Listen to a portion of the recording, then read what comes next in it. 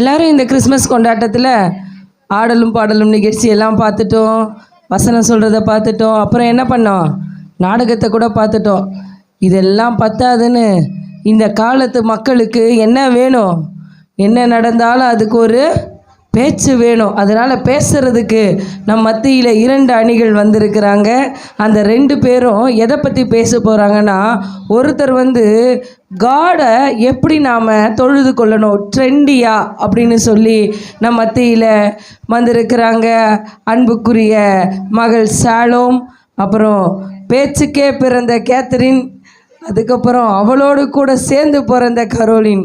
இந்த பக்கம் பார்த்திங்கன்னா தேவனை பின்பற்றுறதுக்கு என்ன முக்கியமாக தேவைன்னா அவரோட வில், அதாவது அவருடைய சித்தத்தை தான் நம்ம பின்பற்றணும்னு சொல்லி பேசுகிறதுக்காக வந்திருக்கிறாங்க. நம்ம மத்தியில் லியானா, அவங்களோட கூட சேர்ந்து ஸ்டெல்லா, இதை எல்லாத்தையும் தூக்கி போட்டு ஒரு போடுற மாதிரி வந்திருக்கிறாரு சகோதரர் எபினேசர்.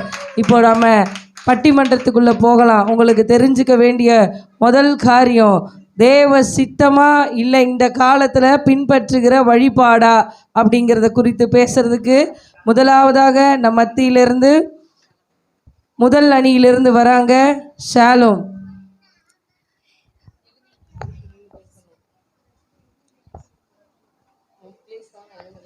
தேவனுக்கே நன்றி. அதாவது நடுவர் அவர்களே, அதாவது ஆடியன்ஸ்க்கும் நான் சொல்ல வேண்டியது என்னென்னா, இப்போ நீங்கள் ஃபாலோ பண்ணுற எல்லா இதுவுமே என்னது, காட்ஸ் வில்லா இல்லை ட்ரெண்டா அப்படின்னு ஒரு கொஸ்டின் மார்க் இருக்குது. ஆனால் என்னை பொறுத்த வரைக்கும் என்னென்னா, நீங்கள் எல்லாருமே ஃபாலோ பண்ணுறது, நம்ம எல்லாருமே ஃபாலோ பண்ணுறது ட்ரெண்டு தான். இப்போதைக்கு நான் சொல்லணுன்னா ஒரு எக்ஸாம்பிளை மட்டும் நான் சொல்லிடுறேன். அதாவது இப்போது ஒரே ஒரு விஷயம், நடுவர் அவர்களே, அதாவது நடுவர்கள் அவர்களே, நான்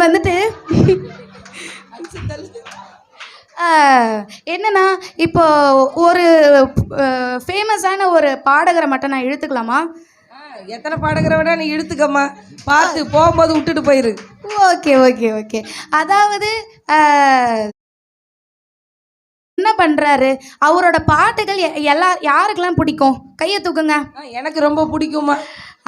நடுவருக்கே பிடிக்கும். என்னங்க, எல்லாருக்கும் பிடிக்குங்க, எல்லாருமே கேட்குறோம். அவரோட பாட்டு எப்படி ஃபேமஸ் ஆச்சு? உங்களால் தான் ஃபேமஸ் ஆச்சு, நீங்கள் தான் ட்ரெண்ட் பண்ணி விட்டீங்க. என்ன இது நடுவர் அவரே?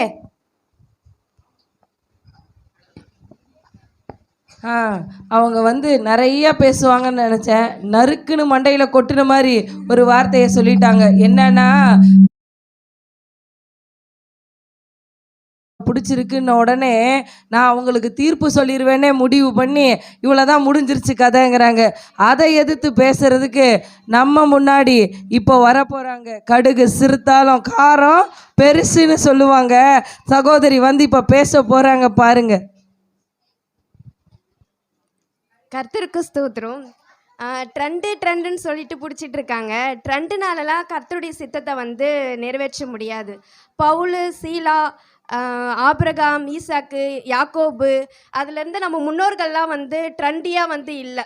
அவங்க ட்ரெஸ்ஸிங் சென்ஸ்லேருந்து, அவங்க வர்ஷிப் பண்ணுற விதத்துலேருந்து, அவங்க ப்ரேயர்லேருந்து, அவங்க ஜெப எல்லாமே தேவனுடைய சித்தத்தின்படியும் தேவனுடைய வழியின்படியும் தான் நடந்தாங்க. ட்ரெண்டு பிடிச்சிட்டு இருந்தாலும் கர்த்தருடைய சித்தத்தை நிறைவேற்ற முடியாது. கர்த்தருடைய சித்தத்தை நிறைவேற்றணும்னா அவருடைய வார்த்தையின்படியும் நடக்கணும், அவருடைய வசனத்தை பிடிச்சிக்கணும், ஒழுங்காக அவருடைய சித்தத்தை செய்யணும், அவருடைய சத்தத்தை கேட்கணும். இப்படிலாம் இருந்தால் தான் நம்ம காடோடைய வில்லை நிறைவேற்ற முடியும். ட்ரெண்டியாக இருக்கிறதுனால கர்த்தருடைய சித்தத்தை நிறைவேற்ற முடியாது. ஆடலாம், பாடலாம், எப்படி வேணால் இருந்துக்கலாம், ஆனால் நாங்கள் கர்த்தரை தான் ஆராதிக்கிறோம் அப்படின்லாம் கிடையாது. அதுக்கும் ஒரு முறை இருக்குது. கர்த்தருடைய கட்டளை 10 கட்டளையே கர்த்தர் அப்படி தானே கொடுத்துருக்காரு நமக்கு. எல்லாமே இப்படி தான் இருக்கணும், ஒழுங்கும் கிரமமாக இருக்கணும் தானே தேவன் நமக்கு சொல்லி கொடுத்துருக்காரு. எப்படி ஒன்றாலும் இருந்துட்டு போனாலாம் கர்த்தருடைய வார்த்தைக்கும் கர்த்தருடைய சித்தத்துக்கும் அவருடைய சன்னிதானத்தில் இடம் கிடையாது. அதை சொல்கிறதுக்கு நான் வந்திருக்கேன். அப்பாடா, இன்ட்ரடக்ஷனே ஓஹோன்னு இருக்கு. சொன்ன மாதிரி காரம் பெருசுதான், பயங்கரமா இருக்கு, காரசாரமா இருக்கு இந்த பட்டிமன்றம். பார்க்கலாம், ஆடவளோட சித்தம் தான் அப்படின்னு சொல்லி சகோதரி பேசி இருக்காங்க. அவங்கள தட்டி தூக்குற மாதிரி இப்பொழுது நம்ம மத்தியில பேச்சுக்கே பிறந்த பேச்சாளர், பேச்சுக்கெல்லாம் பேச்சு, பெரிய பேச்சு கேத்தரின் வர போறாங்க. பார்க்கலாம். அதாவது அவங்க சொன்னதெல்லாம் சரிதான் நடுவர் அவர்களே. நான் ஒரு உதாரணம் எடுத்துக்கிறேன். நம்ம நடுவரையே நான் எடுத்துக்கிறேன். இன்னைக்கு நம்ம நடுவர் அவர்கள் யூடியூப்ல வராரா இல்லையா? அவர் ட்ரெண்ட் ஆனா கர்த்தருடைய வார்த்தை வருமா வராதா? ஏப்பா எங்களை அப்போ என்ன சொல்றீங்க? ட்ரெண்ட்ல இருந்தாதாங்க சித்தத்தையே நிறைவேற்ற முடியும். நீங்க பாட்டுக்கு பழைய மாவையே அரைச்சிக்கிட்டு இருந்தா இன்னைக்கு யாரு வருவா சர்ச்சுக்கு? இங்க பாருங்க நடுவர் அவர்களே, இன்னைக்கு ஆடலும் பாடலும் ஒன்ன கூட்டத்தை பார்த்தீங்கல்ல, இதே உட்கார்ந்துட்டு எந்த ஜப வேலைனா இன்னைக்கு இந்த கூட்டம் வந்திருக்குமா இல்லை கர்த்தரை பற்றி தான் தெரிவிச்சிருக்க முடியுமா? நீங்களே சொல்லுங்க நடுவர் அவர்களே. நல்லா சொல்லிட்டம்மா, நான் என்னத்தை சொல்கிறதுன்னு தெரியல, வாய் அடைச்சு போய் நிற்கிறேன். உன் முன்னாடி பேச முடியுமா?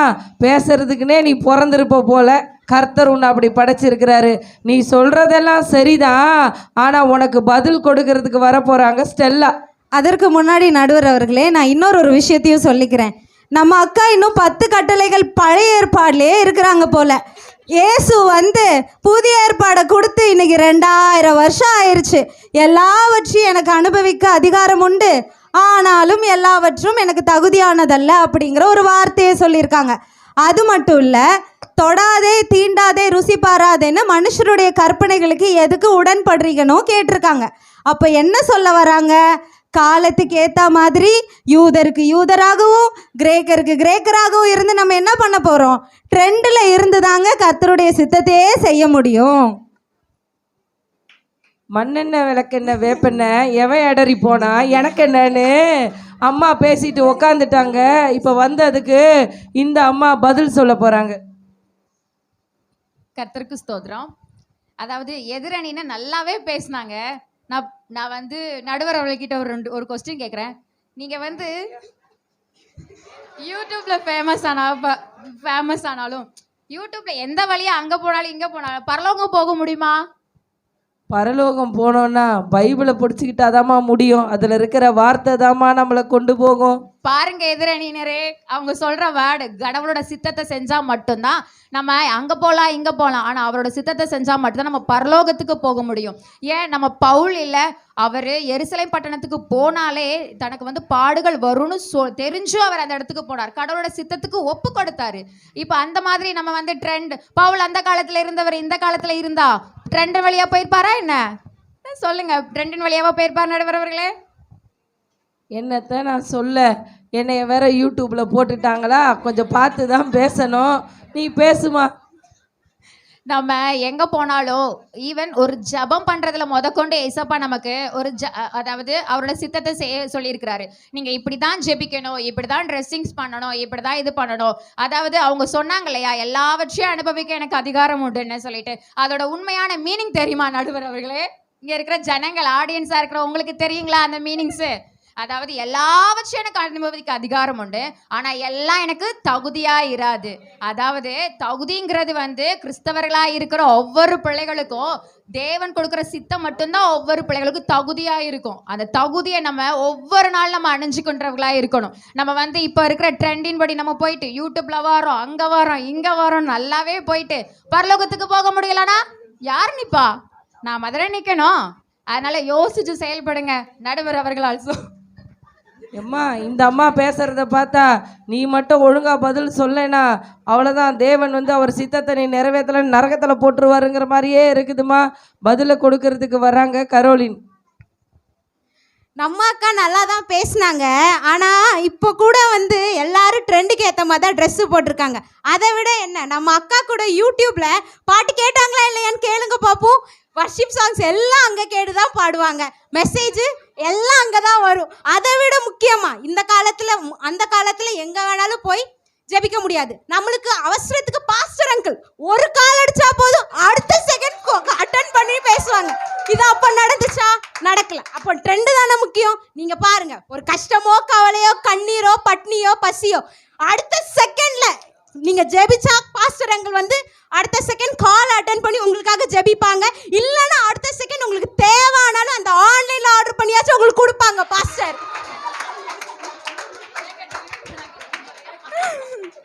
அதனால நம்மளுக்கு ட்ரெண்டு தான் முக்கியம். ட்ரெண்டு படி தான் எப்போவுமே சொல்லியிருக்காங்களே, கர்த்தரை நான் எக்காலத்திலும் ஸ்தோத்திரிப்பேன், அவர் துதி எப்பொழுதும் என் வாயில் இருக்குன்னு சொன்ன மாதிரி எப்போ பார்த்தாலும் துதிக்கிறதுக்கு சமையலோ சரி, நம்ம என்ன பண்ணாலும் சரி, ஒரு யூடியூப்பை போட்டுவிட்டு ஒரு வர்ஷிப் சாங்கை போட்டுவிட்டு ஆடிட்டு எத்தனை பேர் சமைச்சிருப்பீங்க, ஆடிட்டு எத்தனை பேர் வந்து வேலை பார்த்துருப்பீங்க.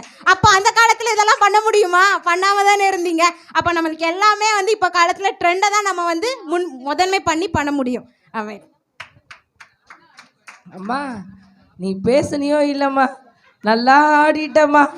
ஆடிக்கிட்டே எல்லாரையும் சமைக்க சொல்கிற, பேச சொல்கிற. பரவாயில்லம்மா, புது புது டிப்ஸாக கொடுத்துருக்குற. இன்னும் நீங்கள் என்னெல்லாம் பேசுவீங்களோ உங்களுக்கு பதில் கொடுக்கறதுக்கு எங்கள் தானை தலைவர் எபினேசர் வருகிறாரு. கர்த்தருடைய பரிசுத்த நாம மகிமைப்படட்டும். யோவான் 4:34 இயேசுவே சொல்லியிருக்கிறாரு, பிதாவின் சித்தத்தின்படி செய்து அவருடைய கிரியையை முடிப்பதே என்னுடைய போஜனம்னு அவரே சொல்லியிருக்கிறாரு. ஆனால் நடுவர் அவர்களை சொல்லும்போது அக்காங்க 3 பேர் சொன்னாங்க, யூடியூப்பில் இருந்து தான் நடுவர்கள் ட்ரெண்டு வந்து பயன்படுத்தி தான், யூடியூப்பை பயன்படுத்தி தான் ட்ரெண்டானாங்கன்னு சொல்லி. ஆனால் அதையுமே அவருடைய சித்தத்தின்படி செஞ்சு தான் அவங்க யூடியூபுக்கே வந்தாங்கன்றது சில பேருக்கு தெரியும். இங்கே இருக்கிற சில பேருக்கு நாங்கள் அதை பார்த்துருக்குறோம். அதையுமே அவருடைய சித்தத்தின்படி கேட்டு தான், ரொம்ப காலம் காத்திருந்து தான் சித்தத்தின்படி வெளியில் வந்தாங்கன்றது நிறைய பேருக்கு தெரியும்.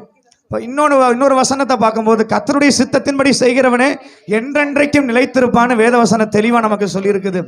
இன்றைக்கு இருக்கிற ட்ரெண்டெல்லாம் பார்க்கும்போது அது பார்க்கறதுக்கு வேணால் வெளியில் அழகா நல்ல தோற்றத்தோட பலரை கவர்ற மாதிரி இருக்குது.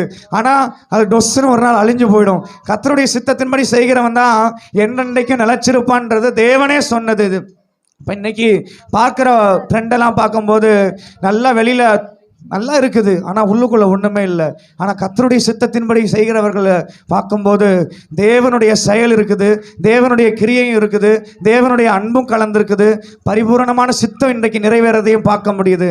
ஆனால் பலர் இன்றைக்கு செய்கிற காரியங்கள், ஆராதனைகள் ட்ரெண்டாக செய்கிறது, ட்ரெண்டாக நானும் வெளியில் வரேன்றதெல்லாம் அது ஒரு நாளைக்கு அழிஞ்சு போயிடும். இது மட்டும்தான் அழியாதுன்றத தேவன் இந்த வசனங்கள் மூலமாக இன்றைக்கி உறுதிப்படுத்துகிறாரு. நம்ம நடுவர்கள் மூலமாகவும் அதை உறுதிப்படுத்துறாரு, நம்ம சபையிலையும் அதை உறுதிப்படுத்துறாரு. ஆமாம். இதுக்கு மேலே பேசுறதுக்கு ஒன்றுமே இல்லைங்கிற மாதிரி தம்பி பேசிட்டு போயிட்டாரு. இருந்தாலும் ட்ரெண்டு தான் பெஸ்ட்டு, அதில் ரொம்ப பெனிஃபிட்டெல்லாம் இருக்குதுன்னு சொல்லி தங்கச்சி சொல்ல வராங்க. என்னன்னு கேட்போம்.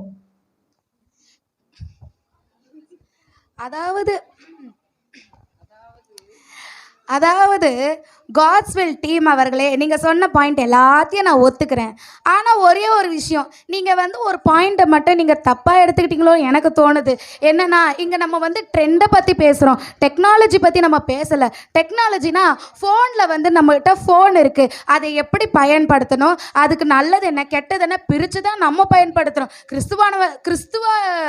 கிறிஸ்டியன்ஸான நம்ம எல்லாருமே நல்லது எது கெட்டதுன்னு பிரித்து தான் நம்ம வந்து எல்லாத்தையும் யூஸ் பண்ணுறோம். அப்படி இருக்கும்போது நீங்கள் டெக்னாலஜி குறித்து தான் பேசுனீங்க, ட்ரெண்டை குறித்து பேசணும் அப்படின்னா ஒரு விஷயத்தை மட்டும் நான் உங்களுக்கு வந்துட்டு தீர்மானமாக சொல்லிடுறேன். என்னென்னா, இப்போது நம்ம யூஸ் பண்ணுற ஃபோனு, நம்ம யூஸ் பண்ணுற எல்லா டிவி எல்லாத்துக்குமே கனெக்ஷன், வைஃபை எல்லாமே எதுக்கு வந்திருக்குன்னா, கர்த்தருடைய வசனத்தை கேட்டு அதில் தியானிச்சு இருக்கிறதுக்காக தான் வந்துட்டு ட்ரெண்டே வந்திருக்கிறது. அதாவது அந்த காலத்தில் வந்துட்டு ப்ரேயர் பண்ணுறது இல்லை, நம்மளே கூட ப்ரேயர் பண்ணுறது எப்படி, தாவீது போல் நடனமாடி நாங்கள் உங்களை ஜெபிக்கணும் ஏசப்பா அப்படின்னா, இந்த இடத்துல யார் நீங்கள் சொல்லுங்கள் பார்க்கலாம். கரோலினோட பாயிண்ட்டுக்கே வரேன். யாரெல்லாம் வந்து பாட்டு போடாமல் யார் நீங்கள் வந்து இருக்கீங்க? ஒரு நாள் ஆச்சு சொல்லுங்கள் பார்ப்போம். எல்லாரும் வந்துட்டு யூடியூப்பில் பாட்டை போட்டுட்டு தானே டான்ஸ் ஆடுறீங்க. அப்போ தாவீது போல் நீங்களாம் டான்ஸ் ஆட வேண்டாமா? இது ஒரு பாயிண்ட்டு. அடுத்து என்னென்னா, கர்த்தருக்குள்ளே நீங்கள் வரணும் அப்படின்னா வந்துட்டு என்ன பண்ணுறீங்க? எல்லாரும் வந்துட்டு ஃபோனை எடுத்து பார்க்குறீங்க. அதே வந்துட்டு நிறைய பேருக்கு இப்போ நான் ஒன்று சொல்லணும்னா, இப்போ எனக்கு வந்து தமிழ் படிக்க தெரியாது, பைபிளில் டக்குன்னு தமிழ் எடுத்து படிக்க தெரியாது, எனக்கு வந்து இங்கிலீஷ் எடுத்து படிக்க தெரியும். ஆனால் இதுவே வந்து இப்போ நிறைய ஆடியோ புக்ஸ், அதாவது நம்ம வந்து ஒரு பட்டனை நம்ம ஆன் பண்ணோன்னா அதிலே வந்து இப்போ வேதத்தை வந்து படிக்குது. அந்த மாதிரிலாம் ஒரு ட்ரெண்ட் வருதுங்க. அதை குறித்து தாங்க நாங்களே பேசுகிறோம். இதாங்க பெனிஃபிட்ஸு.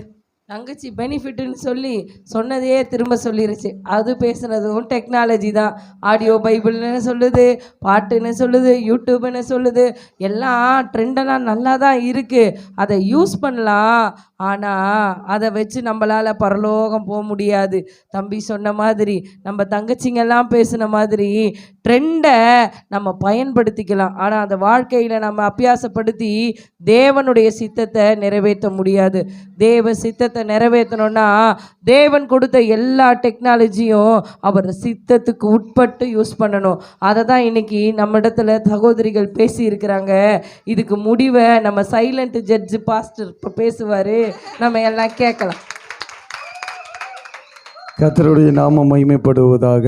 2 பேரும் நன்றாக பேசினார்கள். ஒரு சகோதரனை குறித்து, ஆராதனை குறித்து பேசினாங்க. ட்ரெண்டுன்னு போய் அவர் வேறு மாதிரி ஆயிட்டார். என்ன ஆயிட்டார்? அவர் வேறு மாதிரி ஆயிட்டார். அப்போ நல்லா கவனிங்க பார்க்கலாம். இந்த ட்ரெண்டு, இந்த டெக்னாலஜிகள் எல்லாம் இந்த கடைசி காலத்தில் என்ன ஆகுன்னா ஒன்றும் இல்லாமல் போய்விடும்.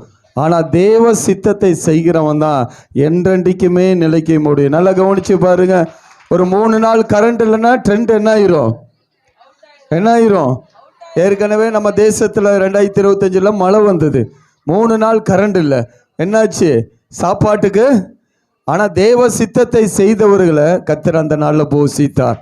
ட்ரெண்டோட வாழ்ந்தவங்க பணம் இருக்குது, பொருள் இருக்குது, சார்ஜி போட கரண்ட் இல்லை. அப்போ ட்ரெண்டெல்லாம் பார்த்தீங்கன்னா முடிவுக்கு வருகிறது. ஆனால் தேவ சித்தத்தை செய்கிறவங்க என்றென்றைக்குமே நிலைத்திருப்பார்கள். கரண்ட் இல்லைனாலும் டெக்னாலஜிகள் இல்லைனாலும் ட்ரெண்டு அந்த காலத்தில் பாருங்கள், உங்கள் யூடியூப்பில் வந்தால் தான் அதை பண்ணுவேன் இதை பண்ணுவேன், பாஸ்டர் யூடியூப் மூலியமாக தான் பேர் வாங்கினாலும் சொல்கிறாங்க, நல்லது தான். ஆனால் ஆபிரகாமை பார்த்து கர்த்தர் சொல்கிறாரு, உன் பேரை பெருமைப்படுத்துவேன். அன்னைக்கு எந்த ட்ரெண்டுமே இல்லை. நமக்கு அவர் சித்தத்தை நம்ம செஞ்சோன்னா அவர் நம்ம பேரை அவர் பெருமைப்படுத்தி கொண்டே இருப்பார்.